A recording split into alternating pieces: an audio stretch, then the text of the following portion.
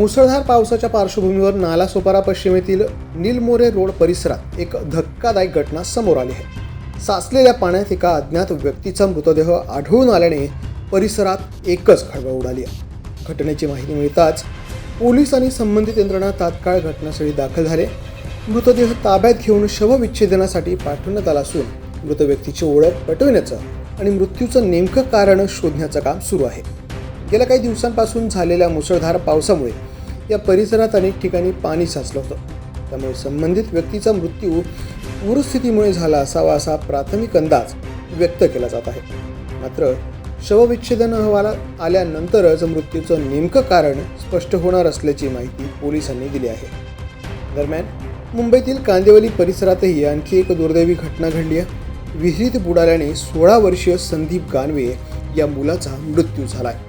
या दोन्ही घटनांमुळे पावसाळ्यात नागरिकांनी अधिक सतर्क राहण्याचं आवाहन प्रशासनाकडून करण्यात येत आहे।